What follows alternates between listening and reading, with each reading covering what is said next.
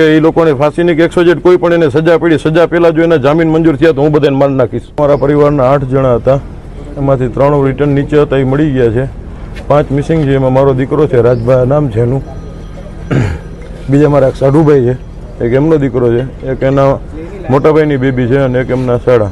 Total 5 જણાની કોઈ ઓળખ પરેડ થતી નથી. આવી રીતના પ્રદીપભાઈ, આ બધા જે ફેમિલી મેમ્બર છે ક્યારે ઘરેથી નીકળ્યા હતા? 4 વાગ્યા આસપાસ નીકળ્યા હતા ઘરેથી અને પહોંચ્યા 15-20 મિનિટમાં જ આવી રીતના અહીંયા જે કંઈ ફાયર ફેટકું ને બધું થઈ ગયું છે એનું. જ્યારે આગ લાગી ત્યારે કોઈ પણનો આપને ફોન આવ્યો હતો કે આપ નીચેથી એના બીજા જે અમારા 3 ફેમિલી મેમ્બર હતા ફોન આવ્યો કે આવી રીતના શોર્ટ સર્કિટ કે આગ લાગી છે અને ઉપર બધા ભડાકા ધુવાણા ને એવું થાય છે, પણ કોઈ કાંઈ ફાયર બ્રિગેડ કે કાંઈ આવ્યું નથી અને આ લોકો કોઈ અહીંયાથી કાંઈ જવાબ દેતા નથી. 20-25 જણા હતા, એમાંથી લોકો દરવાજા બંધ કરી નીકળી ગયા. મારા સાઢુભાઈ ને એમના સાડા બે નીચે હતા, એ બચાવવા માટે ઉપર ગયા. આ લોકોએ પાછળથી દરવાજો બંધ કરી દીધો કાચનો. એ વિડીયોમાં આવે છે, એ ઇન્સ્ટામાં કોઈ રીલમાં જોયો છે મેં, અને એ પછી નીચે નથી ઉતરી ગયા. આ ગેમ ઝોનની મોટી બેદરકારી એક પણ સામે આવી છે, એને લઈને શું કહેશો?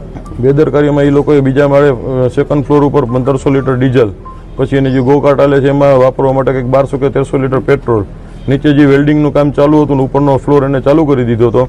એની હારોહારી વેલ્ડિંગનો તણખો પડતા જ એ બ્લાસ્ટ થયું છે સીધું, અને કોઈને બચવાનો મોકો નથી મળ્યો. 45 સેકન્ડમાં આખું બધું છે ને એ બની ગયું હતું. બીજું 4 વર્ષથી કોઈ એની ફાયર એનઓસી નથી એકઈ જાતની, અને 99 રૂપિયાની લોકોએ સ્કીમ રાખી હતી તે દિવસ. તો 99 રૂપિયાની સ્કીમ માટે જેની જરૂરિયાત છે એનાથી ડબલ પબ્લિક અંદર હતું.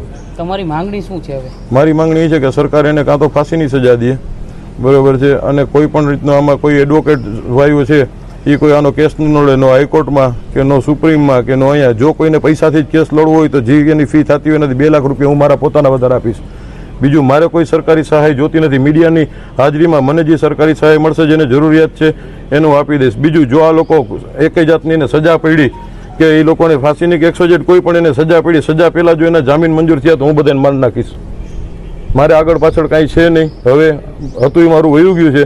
હવે આને તમે ધમકી સમજો તો છૂટ છે. મીડિયાને જે રીતના છાપવું એવી રીતના છૂટ, મીડિયાને જેવી રીતના છાપવું હોય આને જે કંઈ ચટણી મસાલા નાખીને તોય છૂટ છે, અને સીધી રીતના છાપવું, બાપની વેદના સમજીને છાપવું હોય તો છૂટ છે.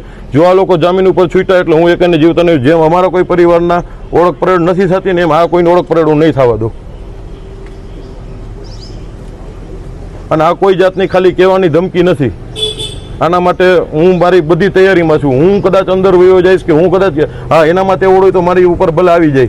હું એકલો જ રખડું છું, અહીંયા જ રહું છું. 98 242 003 41 મારો મોબાઈલ નંબર છે.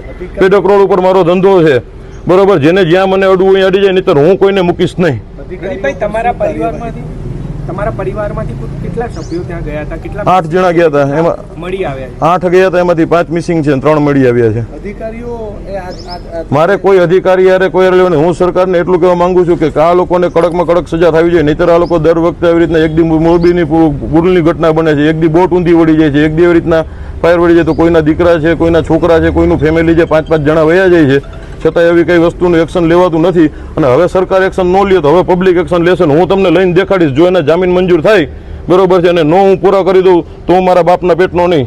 તમારે જ્યાં છાપવું હોય જેવી રીતના છાપવું, અને ધમકી સમજો તો છૂટ છે, અને વેદના સમજો તો છૂટ છે. હું કોઈને મૂકીશ નહીં જો આમાંથી કોઈ જામીન ઉપર છૂટ્યા તો.